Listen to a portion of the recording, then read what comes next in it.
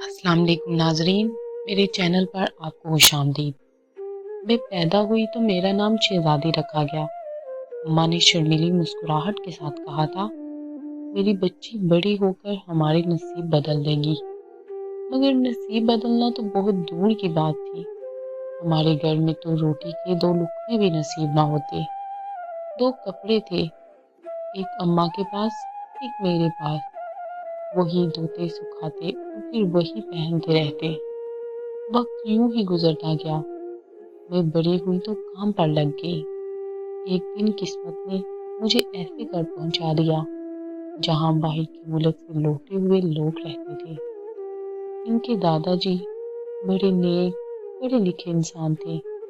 جب میں پہلی بار ان کے گھر گئی تو ایک ننھی سی لڑکی نے دروازہ کھولا۔ مجھے دیکھ کر بولی، ماما کام والی آ گئی ہے۔ دادا جی نے مجھے مسکرا کر دیکھا اور بولے، بیٹا تم فخر کرو کہ تمہیں کام والی کہا جاتا ہے۔ تم اس ملک میں کام کرتی ہو جہاں ہر عہدے والا کام کرنے سے ڈرتا ہے۔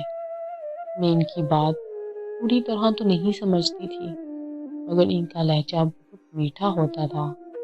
کچھ دن بہار کی وجہ سے میں نہیں گئی تو بیگم صاحبہ بولی، جتنے دن تم نہیں آؤ گی تنخواہ نہیں ملے گی۔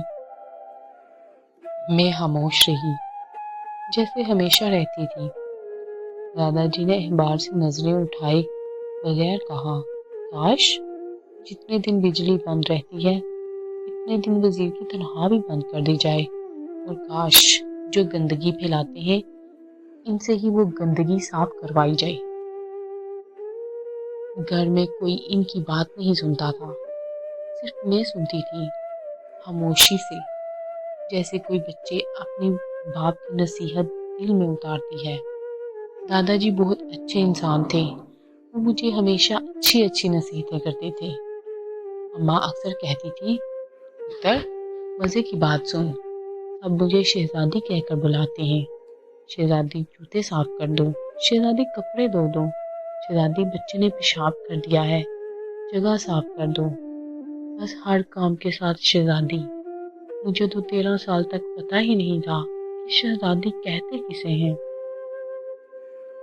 پھر ایک دن میں ایک صاحب کے گھر رہنے لگی۔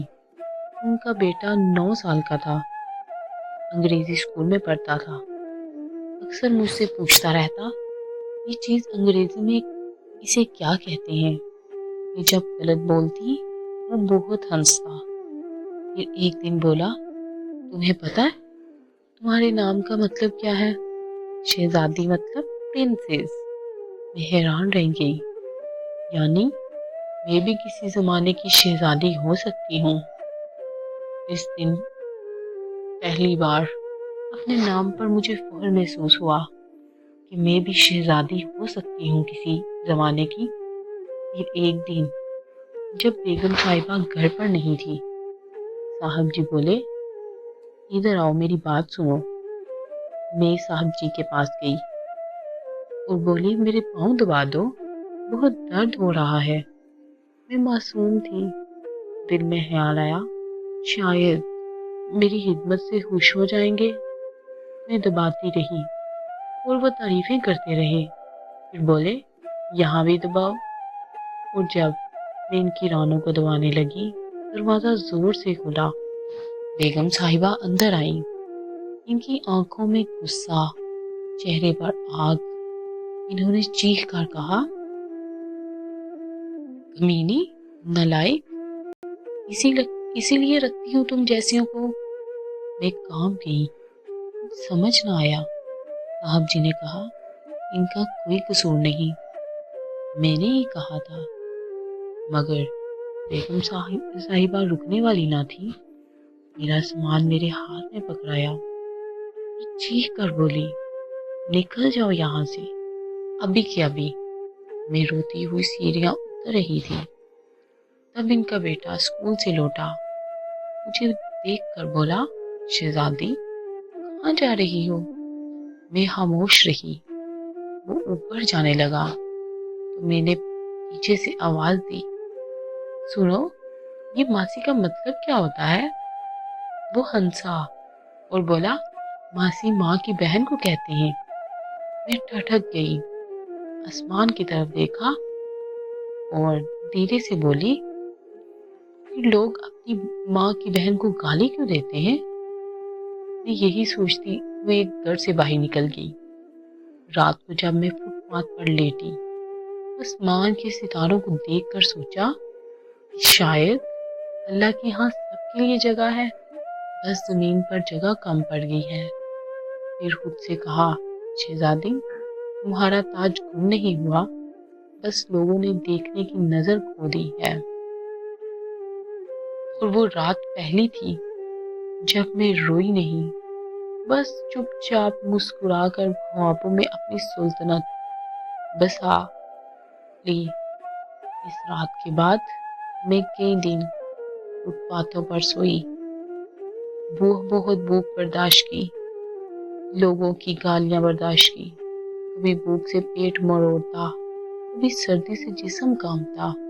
لوگ گزرتے، کوئی ترس کھا کر روٹی دے دیتا، کوئی بس نظریں پھیر لیتا، جیسے میں انسان نہیں سایہ ہوں۔ میں ایک دن میں ایک درخت کے نیچے بیٹھی رو رہی تھی کہ اچانک ایک سفید بالوں والی عورت میرے پاس آ کر رکی۔ اس نے نرم لہجے میں پوچھا بیٹی کیوں رو رہی ہو؟ کیا تکلیف ہے تمہیں؟ میں نے کچھ نہ کہا، بس ہچکیاں لے کر اتنا بولی میرا کوئی گھر نہیں ہے اماں، مر گئی، اب میں کہاں جاؤں؟ وہ عورت کچھ دیر تک خاموش رہی، پھر بولی چلو آؤ میرے ساتھ، میں تمہیں پناہ دیتی ہوں۔ وہ دراصل ایک عورت خواتین فلاحی اسکول چلاتی تھی جہاں غریب اور یتیم بچیاں پڑھتی تھیں۔ میں بھی ان میں شامل ہو گئی۔ شروع میں جھاڑو لگاتی، برتن دھوتی، سارے کام کرتی، مگر جب اس عورت نازیہ باجی نے میری لکھائی دیکھی تو بولی تم بہت صاف لکھتی ہو شہزادی، کیوں نہ پڑھ لکھ لو تھوڑا سا؟ یوں میں دن میں کام کرتی، رات کو پڑھائی، حروف میرے لیے روشنی بن گئی۔ میں نے پہلی بار قرآن سمجھ کر پڑھا، پہلی بار لفظ عورت کا مطلب جانا۔ میں نے نازیہ باجی سے قرآن پڑھنا سیکھا۔ نازیہ باجی اکثر کہتی تھی شہزادی اصل شہزادی وہ نہیں جو محل میں ہو، بلکہ وہ جو دل میں اجالا رکھتی ہو۔ میں پڑھتی گئی، بڑھتی گئی، اور سالوں بعد جب اسکول نے میری تصویر ایک دیوار پر لگا دی تو نیچے لکھا تھا یہ ہے وہ لڑکی جو فٹ پاتھ سے اٹھائی آج دوسروں کی زندگی سنوار رہی ہے۔ جی ہاں، اب میں اسی اسکول میں ٹیچر ہوں۔ میں بچیوں کو پڑھاتی ہوں، ان کا مستقبل روشن کرنے کی خوب محنت کرتی ہوں، جن کے ہاتھوں پر بھی محنت کی لکیریں ہیں۔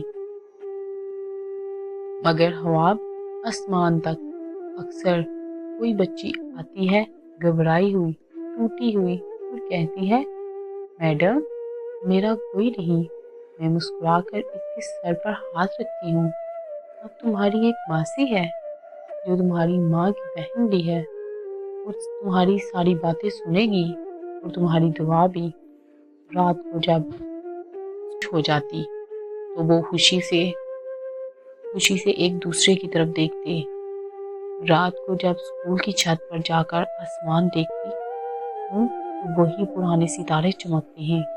اس پر کتنا ہے، پہلے میں ان سے التجا کرتی تھی، اب ان کے ساتھ شکر ادا کرتی ہوں۔ یا اللہ شکر ہے تم نے مجھے شہزادی بنایا، دنیا کی نہیں اپنے حوصلے کی۔ اگر آپ کو میری سٹوری پسند